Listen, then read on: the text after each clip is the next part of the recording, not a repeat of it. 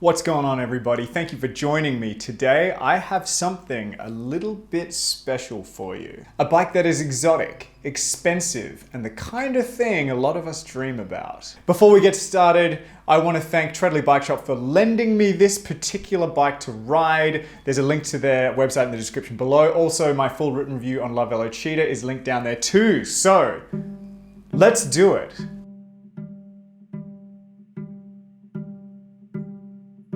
And this is it, the Moots Routt. It's made in America of high-grade American titanium. It uses double buttered tubing that maximizes the diameter while keeping the walls thin. That makes it stiff and very light, just 1,500 grams for the frame. And it is beautiful. It was made by master welders from a company with decades of experience in titanium. For the frame, fork and headset, it will set you back $6,999 Australian dollars. This really is a titanium gravel grinding dream machine. And when you have something that's so beautiful, so well engineered, and so well built, there's really only one way to ride it. And that is like a complete maniac, obviously.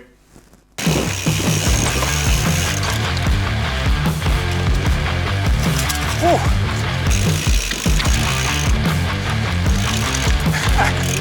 It's a bit gnarly.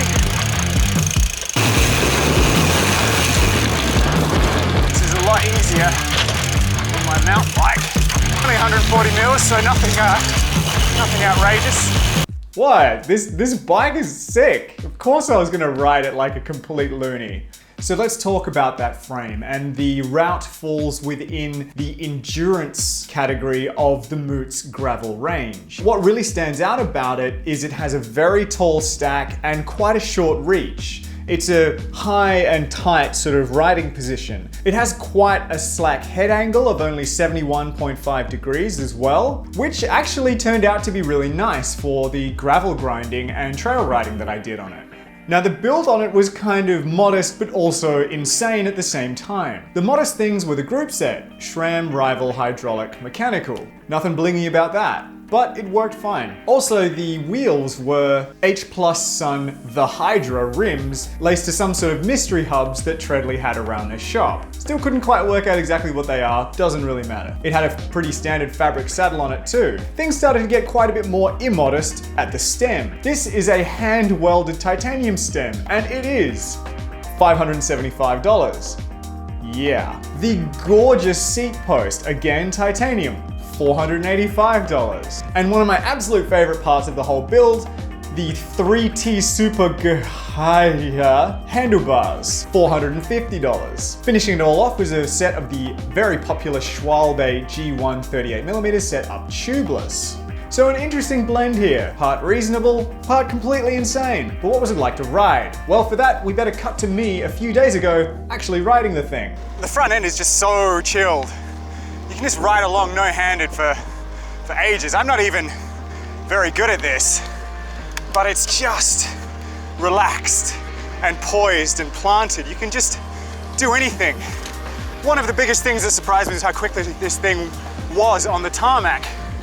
For a bike with a pretty conservative build, 9.1 kilos is very, very good. So it rolls really nicely. And these G1 tires, they're just so quick. I do absolutely love these flared bars because the position of them, they're road, they're vertical, and then they flare out at the bottom, so they feel a lot like a road bar. Because of the sort of tall position at the front of this bike, they're always in arm's reach, and riding in the drops is just so easy. So you just grab onto them and you just feel like sprinting. It's so much fun. I absolutely love these bars. This thing feels absolutely fantastic on gravel. Part of the reason for that is the steering. It just takes such a soft touch to get it to change directions. You don't need to hammer away, you don't need to saw away at the bars. You can just give it a very small steering input. Give it a little bit of push with your hips, and it goes brilliantly. It's just so responsive, so much fun. It fills you with confidence to really send it in. This is fairly loose gravel here, but I just feel like I've got so much control. That geometry is brilliant. The tires, they do very, very well when it's dry. I'd hate to think what they're like in the wet, given how little tread there is on them. And they just get loaded with mud and be a bit of a riot. But boy, oh boy, this thing just loves these trails. I'm in the Cleveland Wildlife Park in Adelaide, if you're at all curious, and if you're ever in the area, highly recommend you bring a bike through here. It is just the best. I have to keep reminding myself that this bike weighs 9 kilos, 9.1 with pedals. It's just so lively, so responsive. My curve is heavier than this. That's a bloody road bike. Very impressive. This is my first time using SRAM Rival hydraulic, and you know, it's not bad. I mean, it's fresh out of the shop, freshly tuned, freshly set up, so it should feel good. But think a lot about this build. Think about a $7,000 frame.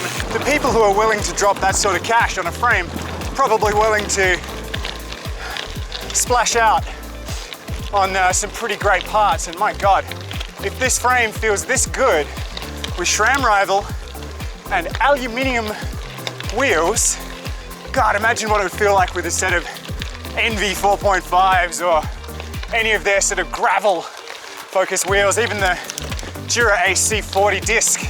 Oh boy, it would be incredible. God, I love this thing. I'm very, very lucky that I get to ride bikes like this.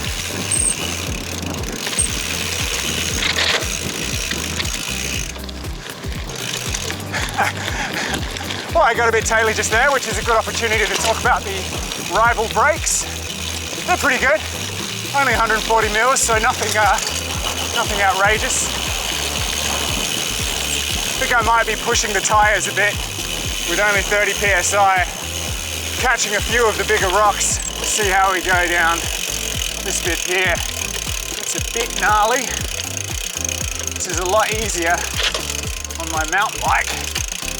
There you go, it's fine. Absolutely fine. If I was on my own bike, I probably would have taken that a bit harder, but I have to give this one back. Or I could just steal it. Probably not a good idea. I do live in Adelaide. The Moots Routt then is a wonderful frame, and I am so glad I got to ride it. But would I buy it? No, I wouldn't. And there's a couple of reasons for that. The first is that tire clearance. 38 millimeters, I don't think that's enough. I'm a big believer in buying more tire clearance than you think you'll need, because you'll find the outer limits of what you've got and then you'll just want something else. The good news is there is a Routt 45 that has clearance for, you guessed it, 45 mil tires. That thing would be sick. Now, the second reason why I might not go for this is the geometry. It is a little too upright for me. If I was gonna have a bike like this, I would also want it to be a road bike sometimes too, and it's a little bit tall and a little bit tight.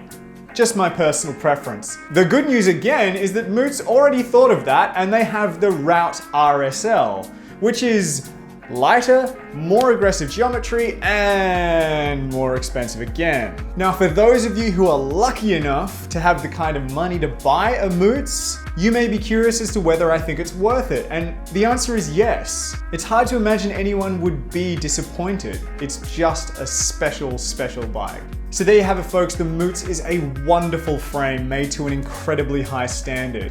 It's not cheap. Of course it's not cheap. It's handmade American titanium imported into Australia. That was never gonna be cheap. This thing was incredible. I had an absolute blast with it. And now I'm sad because I don't have it anymore and I'm probably never going to own one like this. But that's okay, because I'll always have the sunset footage. Thank you for joining me, guys. It's been a lot of fun. This was an absolute pleasure to make this video. Like, subscribe, watch other videos, hang around. Thank you for joining me. As always, I'll see you next time. Probably for something a lot less exciting than a titanium Moots frame, unfortunately. All right, see ya.